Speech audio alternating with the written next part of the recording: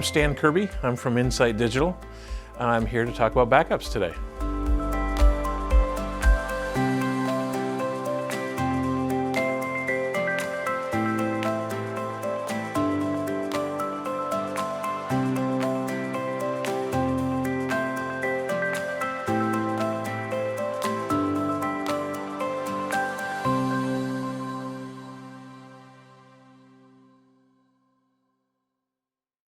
The dictionary defines a backup as an extra set of data from a computer. The main reason we have backups is in case there's some sort of damage to the original source of that data. It could be maybe a natural disaster, your house burns down, or maybe it's something simple. The power went out and when it came back on, there was a surge and it took out your computer and your hard drive. There's various reasons.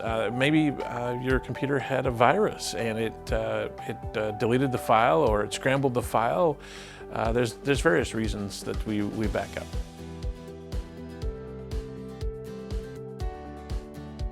This is a typical computer. A lot of people talk about this like this is my hard drive. Well, technically your hard drive's inside your computer and your files that you save, whether it might be Microsoft Word or Excel or something like that, that you store the files from those programs on your computer or in your hard drive of your computer.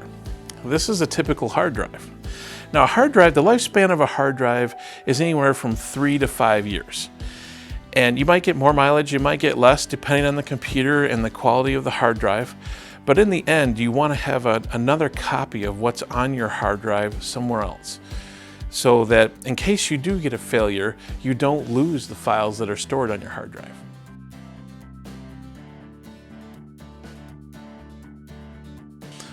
A lot of people will back up their files to a thumb drive. So you have a copy on your hard drive and you have a copy on your thumb drive. There's just a few problems with that. Now, number one, the thumb drive will often go through the laundry. Mine did last night. My wife brought it to me and said, I hope you didn't need this, or hope there was nothing important on this. Luckily, my files survived and everything was fine. Or if you think about how small this is, you could actually accidentally drop this in the parking lot. And you've copied your files to it and someone picks it up and now they have your files. Hopefully there's nothing personal on there or something that you don't want given out. Now, you can, what they call encrypt files. Basically, encrypted files will make it so they couldn't get the files off of there. If they did, they would just be garbled garbage. They wouldn't be able to open the files. But no one does that. Most people, I shouldn't say no one, most people don't do that. They just copy the files to here, stick it in their pocket, or stick it in their briefcase, or maybe on their key ring, and they take it home. So that brings us up to another thing. Basically, if you copy the file to your thumb drive doesn't have what's called versioning. So when you copy that file, it copies the whole file to your thumb drive every single time.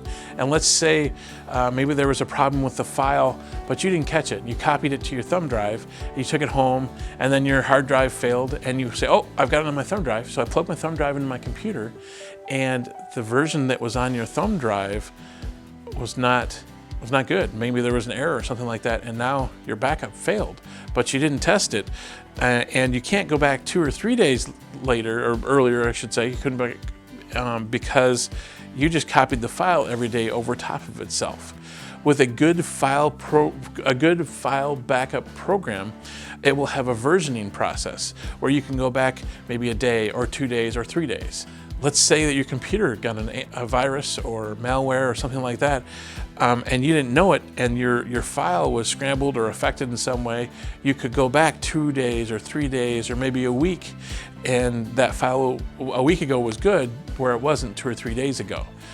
So there's several things that, this is an effective method for a lot of people, but it's far from perfect, and there's some other methods that we're going to talk about that would be a much better scenario for backups.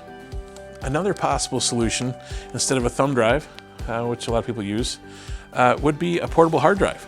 And this happens to be a larger one, but they come in all shapes and sizes, where you can back up every so often to a hard drive. It's the same basic concept, plugs into your USB port, but some of these do come with programs where they will do versioning. So you can have yesterday, last week, last month, that kind of thing. As long as you have space, you can have those multiple versions of those files in case you have a problem. The next thing we should talk about are online backups. There's a number of different companies, CrashPlan, Carbonite, and they offer online backups where you can put a program on your computer that will automatically back up maybe a certain folder or potentially your whole hard drive, and it will keep versions of that. I think Carbonite keeps up to 30 days. It may be longer, depends on the solution that you choose.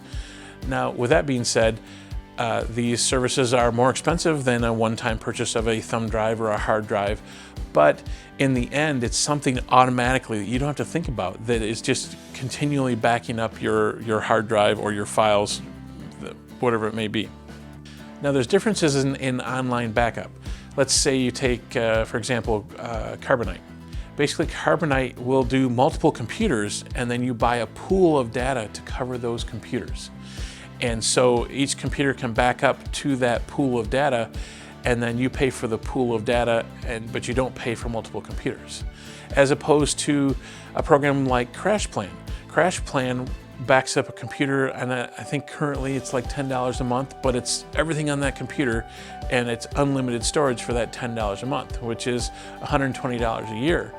Now, we should also talk about what is the value, how much should you spend on a backup?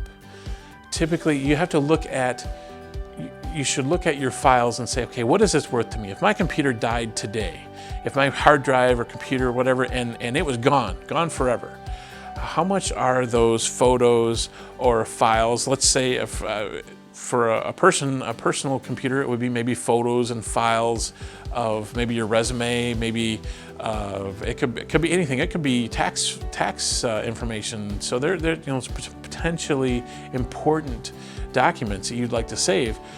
How much is that worth to you? How much would that cost you maybe in your time to get back if you had to go get that? Or do you have that printed out somewhere? Most of us don't. Usually it's just on a file somewhere on the computer. When you look at the price of a backup solution, it becomes very reasonable when you look at what it would cost to replace that data that you're protecting. For you business owners, a lot of, when we start talking about QuickBooks, there's a lot of time spent entering information into QuickBooks. And you maybe once a year might send that to your accountant. A lot of us use a thumb drive, or maybe we'll burn it to a CD, that kind of thing.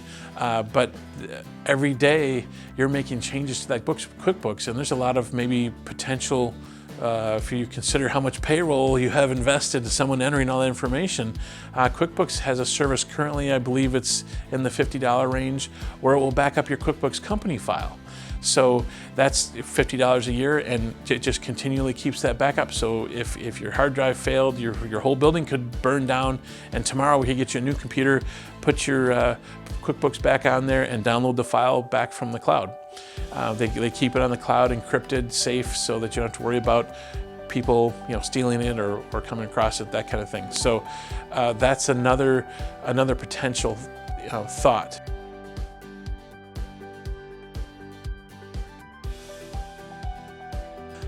Another backup service would be a managed backup service, like an MSP would offer. So the way this would work is let's say I'm your MSP, your managed service provider.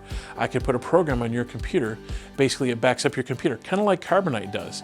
But the difference being is I have a number of clients that all have backups happening at the same time.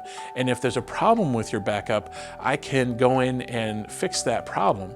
And whereas with Carbonite, it emails you an email, and maybe it went to your junk mail, maybe it went to your regular email. Hopefully you get that email, but it's going to email you and say, hey, there's a problem. Whereas as a managed service provider, I watch a whole pool of backups from a number of different companies. And when there's a problem, I'm going to try to fix that. And if I can't fix it, I can call you and say, hey, there's a problem and I need to get in your computer to fix that. So there's a human being watching your backups all the time, and every day they go in there looking, did the backup work?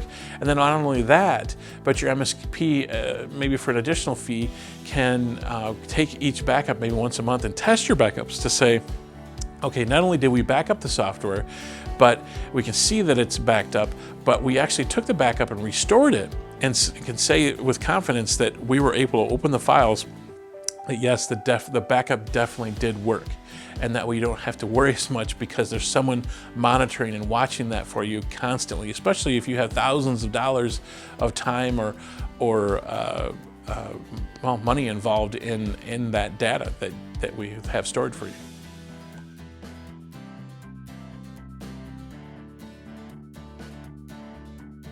There are many different types of backups, but there are two main types of backups that I want to talk about. There's a file level backup and there's an image level backup. The file level is just that. It's designed to copy files and to back up files. And you can get all of the luxuries of the better backups, which would be versioning, so you can go back 2 days or 5 days or a week or a month. But it only backs up the files, maybe certain files in a certain folder. Whereas an image level backup will back up your entire hard drive the way it sits. So we could take an image level backup, which is everything on your hard drive, and restore it to another hard drive and put that hard drive in your computer, and it would boot off of that hard drive. The file levels backups are only doing files, and typically that's what most whether it be Crash Plan or a lot of these services, they just back up files. They're not doing an image level. And for a lot of people, that works just fine. It just depends on your situation. So to illustrate image level backups versus file level backups, let's take a scenario and walk through it. If your computer, let's say your hard drive fails today, and you have an image-based backup, we can take that hard drive out and we can take a new hard drive from the store, put it in your computer, and we can restore a image level backup, and that's going to have everything on it, whether it be Microsoft Word or programs that maybe you use on a daily basis, let's say QuickBooks. It's not only going to have the QuickBooks company file, it's going to have QuickBooks itself. It's going to have the whole hard drive. So restoring that image level backup gets you up and running entirely if your hard drive failed. Now, if we had only a file-based backup, we would have to take your old hard drive out, put a new hard drive in, and then we would have to load Windows on there, and then we would have to load maybe QuickBooks and maybe Microsoft Office, and then we would have to go through and maybe let's take Microsoft Outlook. If you're an Exchange customer, we would have to put in all of your credentials for Outlook and have it re-download all of your email, that kind of thing. And yes, we would have your QuickBooks company file from the file backup we could put in there, but all of the individual programs that make the files would have to be installed first. So an image-based backup is a better backup overall, but it's also more expensive and takes more space.